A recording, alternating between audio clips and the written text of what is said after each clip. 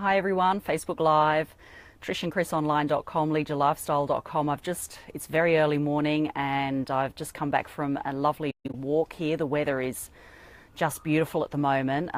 We're here in Australia and it's sort of that transition time now, coming out of winter and coming into the summer months. I mean, I was fortunate that I didn't have to experience the winter here. Even though it's not that bad, it can get pretty cold still. So what I wanted to do today, I had this sort of inspiring thought this morning that I wanted to share with you some of the tips that Chris and I go through when it comes to creating your first webinar. And because there's quite a few things to sort of be mindful of when you do that, and it all comes down, a lot of it is preparation. When we ran our first webinar, we were extremely nervous. So, you know, don't be overwhelmed by the level of nervousness. It's quite crazy. I mean, I've spoken in front as a presenter before, and I was gathering as many nerves in this first webinar than, you know, I did when I actually have to physically present in front of people. So don't get too overwhelmed by those nerves, because they do actually happen. Preparation is key in the whole process, and it's all about firstly ensuring that the people you want on that webinar, training, live call know about your webinar. It's really important that you're broadcasting and you're letting them know. And we started a week prior to our webinar or live training. We were sending them pretty much daily broadcasts, daily notices to let them know that the webinar was going ahead.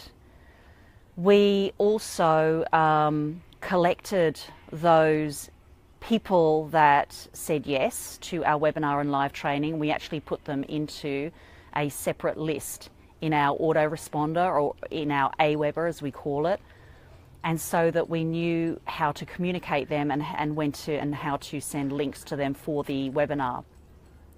So that's quite a process, like that lead up, making sure that the broadcasts are going out, making sure that the people that open the email for the webinar, they go into actually a separate list to the ones that haven't opened, because you don't want to be bombarding the ones that have opened with emails of, you know, click here, you know, for this live training. So we were actually separating those people that opened as opposed to unopened. So it was quite a process through the week. The other thing that you have to prepare and get ready for is, obviously, if you want to share slides or photos or pictures or images, it's very important to get your PowerPoint slides ready for that webinar or live training as well. And always keep those PowerPoint slides to really big creative visual images, because it's really impactful on the screen when they're, you know, your voice is going to complement those pictures or images.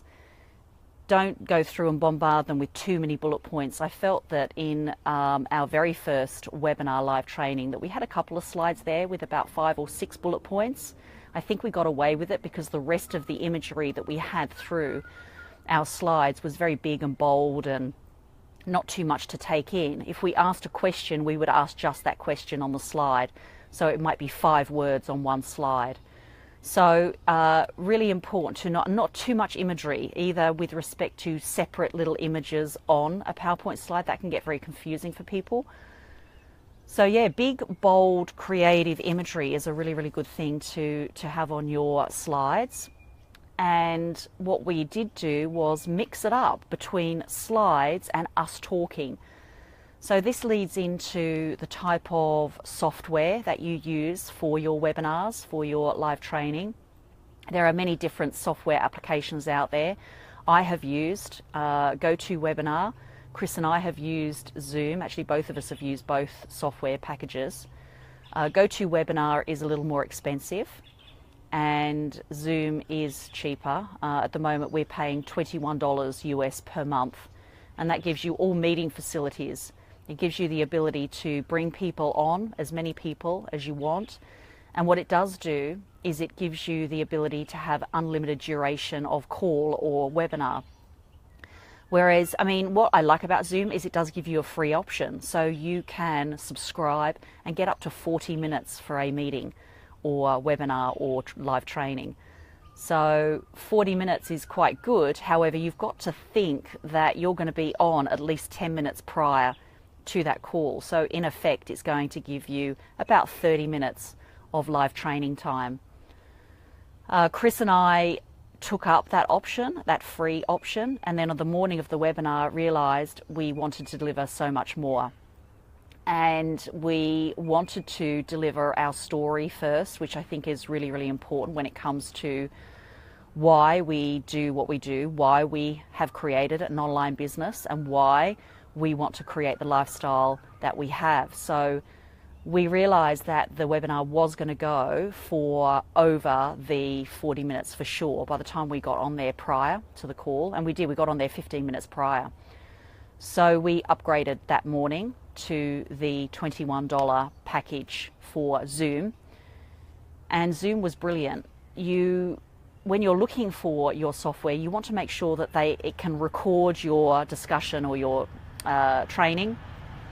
The reason you want it recorded is you can always repurpose it. You can utilize it in your own members area.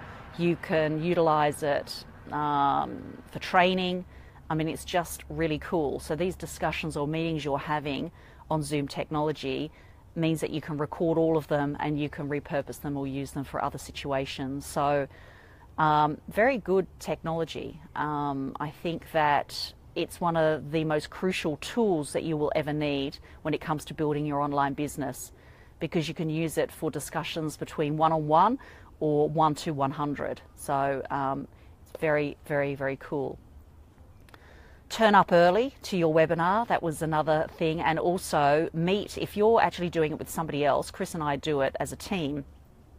We were on the call an hour. So we were on Skype an hour before that webinar was launching.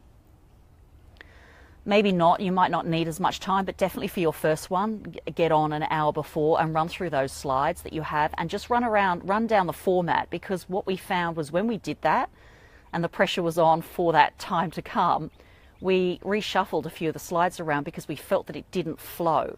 So it's really important that your webinar flows and you're not flicking back and forward too often or getting confused with what's coming up next. It's always, and we call this sequencing and chunking. It's really important to get the sequence and the flow of your webinar in the correct order. So it's always important to run through to make sure one slide or one conversation or one piece of information flows into the next.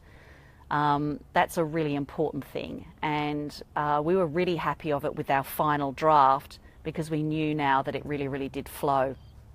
The other thing that can add value to your webinar is to invite guest speakers. So we had a guest speaker on our first webinar. It added so much variety and so much depth. It was incredible. It provided so much value to the participants because they were sharing their experiences of creating an online business and what they're getting out of it and how their life now is completely fulfilled with that, you know, lifestyle that they're now creating for themselves. So that was really powerful. So if you can do that, always bring guest speakers onto your webinar and know when you're going to bring them in. And what I did do with the guest speaker is firstly, I invited them 3 or 4 days beforehand. I sent them an email. I also outlined to them that we'd be protecting their privacy in this situation. I think that's a really important thing to cover when you're asking or inviting people. Is it okay to go public, or do you need to protect their privacy? And that's a discussion you need to have as well. We both of them accepted, because there was a husband and wife couple that wanted to come on, and they both accepted, which was awesome. And then I had to just the day before give them the exact times, give them a link. It's just like a confirmation again that it's going ahead. And then of the morning, we emailed them to let them know exactly. Actually, no, we typed it into the chat box when we were starting. We let both of them know at what stage we'll be inviting them onto the call to speak. and she knew exactly when that slide came up that it was going to be her turn to come out and speak, and it just gave her a few seconds to sort of collect her thoughts and know what she was going to say. So that's another really important factor. These are just things that we took into account when we did our first webinar. The other thing too is I had a backup going as well. I've just written some notes here. I had a backup. I had a laptop on the side, a small laptop running, just in case, as a bit of a backup. I don't know, in case, I don't know, Zoom went down or the desktop went down. And by having that little laptop there to the right, I actually could go through the presentation slides and read the notes if I had to, if I need to be prompted about anything. So that was sitting to the side, to the right of me. Chris was the host for, this is another important thing, just get a little bit clear about who's being the host and who's logging in and who's controlling the share screen, because what you can do with this technology is share your desktop screen. And that's how we delivered our slides. We didn't upload the slides into the program, into Zoom. We just opened a PowerPoint presentation and then Chris shared screen and then all the participants could see our PowerPoint slide. What we did do is the first 3 slides that we delivered was a nice, beautiful picture of Phoenix, Arizona, because we've just come back from there, and all the tips we were sharing was from there. The second slide that we shared was, today we are going to cover. Now that's super important because people firstly want to know, how long are we going to be on the call for? How much of this time of my day is it going to eat into? Because today it's everyone's time precious. So it's really important to them, and it is being really respectful of their time as well. So just letting them know firstly how long it's going to take. If it's under the hour, then just let them know under the hour. And then also just a very quick summary of what you are going to cover. And it should cover the points that you sent out in your broadcast or your email to them. That's a very important thing because people want to know, what are the outcomes? What's in it for me? Why am I going to give up my hour for, your webinar or live training? So really important to outline the outcomes. And the third slide that we had was pretty much a picture of us, and that was leading into our stories. So at that stage, we closed out the share screen, we closed out the PowerPoint slide, and then it was our faces on the screen. So they get a lot more visual interest by flipping in between the PowerPoint and us, a lot more visual interest. So we kept it casual, it was pretty much like having a chat, having a conversation with someone, and we pretty much shared our story, which went for about 15 to 20 minutes, 10 minutes each. And it was very engaging. I mean, there's been feedback since that live training, and the first things that they really shared was how inspiring the stories were, how inspiring the guest speakers' stories were. And I think that was the highlights from the feedback. So again, in that webinar, I talk about telling your story and how impactful that can be. It's really important to share things like that on a webinar because people really get emotionally connected to, the story and why you're doing what you're doing. So that's really important as well. Then after that, we came back into the presentation live training, and then we delivered what I call meat and potatoes. So the 5 proven steps for building and creating your online business and your lifestyle that you will love.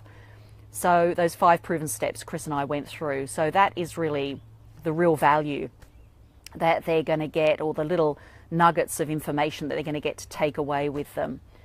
And at the end of that webinar, we then pretty much shared with them what their call to action is going to be. If any of that information resonated with them, then they need to take a particular call to action. And I think the one mistake that we did make is we offered 2. So we offered them to click on a link and start the process now. We also offered them to book and schedule a call with us. So I think that it needs to be one or another so that they have a really direct call to action, and you have to supply the link as well. So you want them to be obviously clicking, you're directing them, you're sort of hand holding them to click that particular link that you are providing them. So some great tips there of our experiences of, you know, creating webinars and rolling webinars out to, you know, leads or prospects or clients or members. And I think it's all in the preparation. You do need to take some time out in that week leading up to the webinar, the live training, and just prepare and think about all avenues, broadcasting to your list, the people that you want to be on that call. Make sure that they are, or they're notified of it at least, and expect a 50% conversion. So that's really important too. So if you know, I don't know, it takes about maybe 1,000 notifications to go out to your list. Expect maybe 20, 25 people to register and 10 people to turn up. So that's pretty much the numbers. So don't be disheartened. I mean, our very first webinar, we had one person. Chris and I will never forget that. And we ran the whole webinar. So we didn't cancel it. We ran with it and we moved on through it. And I'm glad we did. I'm glad we did that. So it's, even if one person turns up, just do that webinar, because the advantage to that is you can record the process and you can distribute that afterwards to people that couldn't attend, couldn't turn up for whatever reason. And again, you can repurpose that information as well. So that's my share. And it's great that I could share that information with you all. I really do hope that adds value. And, you know, go and do it. You know, you're going to be a little bit scared. You're going to be a little bit fearful. Trust me, Chris and I were just so nervous. I couldn't even sleep the night before. It was ridiculous. And I was up at 6 a.m. and our webinar live training was going to be at 10 a.m. That's the other thing. Get your time zones sorted out. So we're based here in Australia. We run at 10 a.m. Sunday morning, which meant 6 p.m. Calgary, Canada time. I think it was maybe 3 p.m. in Pacific time. So just make sure all those times coordinate, are really good time slots for people. You're not running one here in Australia and it's like the early hours of the morning in America. So that was a very important piece to the process. That's, again, all in the preparation. So that's my share today live, how to conduct your very first webinar.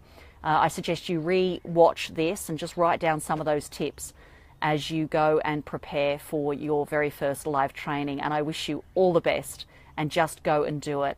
Trish, leadyourlifestyle.com, trishandchrisonline.com. Bye for now.